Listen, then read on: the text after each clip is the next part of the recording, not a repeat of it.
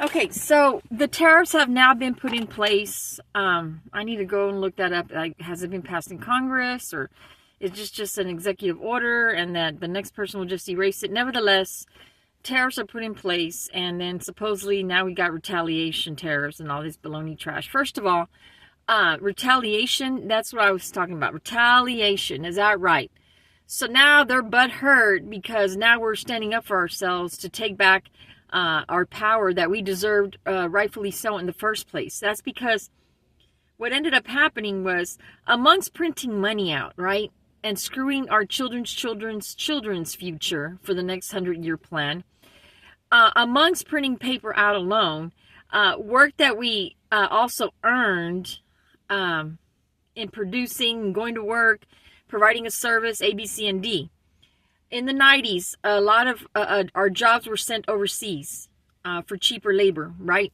They were giving Kathy Lee Gifford a hard time, the liberals. This is like the Bernie supporters, the liberals, the Democrats are giving Kathy Lee Gifford a hard time because of sweatshops in China producing her clothes at Kmart.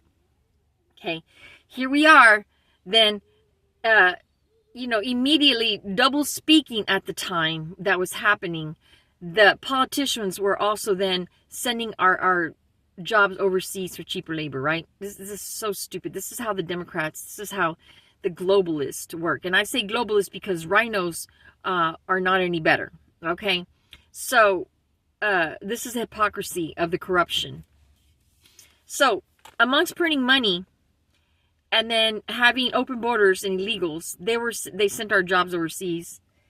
And then these people are charging us a tariff for that. It's like, but what's happening is that they were getting, all those profits that they were getting was coming back to the globalist, USAID, the politicians, shell companies. There's someone who can better explain this better than me, but that's what was going on. So we were being like triple, quadruple slapped in the face as Americans, okay? Americans no one challenged it, no one spoke up about it because they're too busy just trying to live their life, like they say, distracted by the circus, the entertainment, and the manipulation of like choice. That really, there's only like three: BlackRock, what's the other? There's a couple of others that are the lead and like taking control of a lot of the food that we eat. A lot of businesses that are put together, held together, is by these corporation top three that finance the money. So there's a lot of, I guess, extortion going on. If you don't do this, and this is what's going to happen. We're not going to provide you that funds, services for you to come out of the hole, whatever. Just a lot of threats and so here we are. So now they're saying, well, we're going to raise the prices. Okay, you're going to raise the prices on a business that we gave you in the first place. So from 29%, now you want to tariff us 35%. So now price is supposed to go higher. Like people in America, like we're stupid. We're not politicians. We're like the Americans working for this. A generation has stood up and say no more. Okay, no more. Gen X for the longest time has been silent. Gen X was expected. That's why they called us a Gen X, to X us out of the equation. Well, guess what? Okay, also thanks to millennials. There's been a lot of millennials. I mean, I looked it up. Eric Snowden, who first came out and just bona fide that our own government's spying on us. And maybe not directly at us, but roundabout way going through other intel agencies to spy on us, okay? So Snowden is a millennial. So for you millennials, y'all have something to speak of. And a lot of millennials have been stepping up. Candace Owens. A lot of millennials stepping up. So thank you very much. But yeah, they thought they would X out Gen X out of the equation and that we would stay silent. Well, we've been in the background. We've been putting up with so much bullshit for a very long time. And if you don't think that we're on to all this, that's fine. You know what? That's the incentive. Bring the business back. Okay? Bring it back. Let's put on the record that we will never do the 1990s again. Selling people out. People, we got to wake up. You got to wake up. We got to educate our young people. I've been telling young people I can, that, if we're not paying attention, we're too distracted by the entertainment and the bread, right? Because there's like a quote by some Roman person that said this, that they sold out the vote. That once you distracted them with entertainment and bread, their vote was now basically confiscated by all this distraction over there. And so the people then that were just so entertained and so getting fat in the belly that they forgot about their civic duty, right? Okay, we cannot do that. We cannot be doing that. When we get out of this hole, and I say, Don Bongino sent out a veiled message saying, just because you see nothing up front happening doesn't mean there's not something going on. So thank you so much, Dan Bongino. Thank you so much. I'm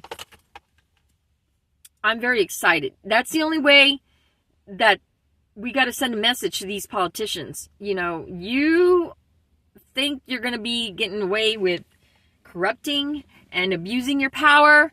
You are going to be sent to jail. You're going to be sent to prison, because we are awake now. And I called it the revolution, but actually there was another conservative gentleman that said it's not the revolution, it's a counter-revolution, because the other revolution that took place was in the 60s, right?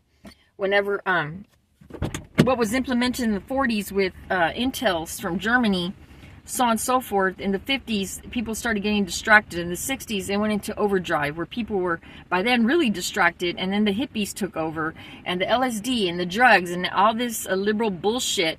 They're over here, our country's over here preaching, let's go to war, but yet they're creating also a generation of people who are like fighting. So it's like then our intel agencies started a war, and then they had people against the war. So this is our own people. This is our own government doing this. So there was like this chaos of like, people saying for it and people saying against it, and then they're fighting with each other. And the people that created that problem was the government, the fucking government. So we got to put a stop to all this. It's hot in here. It's getting steamy because it's raining outside.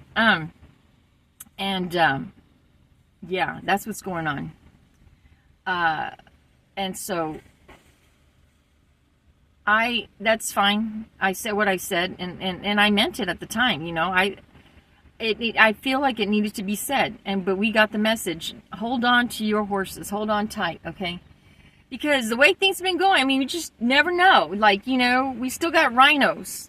It's fine to have some resistance, but when you're gonna hold up an entire agenda for your one little speck of rural area, I understand, I got it, but let's not hold up the entire system. It's no. And then Paulina Luna or whatever talking about proxies voting. Okay, first off, when you took up the oath of office, you knew what you were getting into. You can still vote via Facebook, Skype plate, or what do they call it? There's technology these days that you can still vote. You can still be present. But once you start doing proxy for this, and everybody's going to come up with an excuse. Oh, I want proxy for that, and proxy for this, and proxy. Next thing we know, again, we're selling out, being distracted by the bread and the entertainment. No, your ass needs to be there in person voting. Okay? If you get pregnant, which I get it, there's females, they get pregnant, things happen. That's fine. Facebook, Skype your ass to vote, okay? Period. And you should have known this walking into it, okay? You should have known this before you took that oath of office. If your people are allowing you to I don't understand I need to find out what district she's from, but how are they allowing her to want to put that trash in? This bullshit. No. Okay, I gotta go. Bye.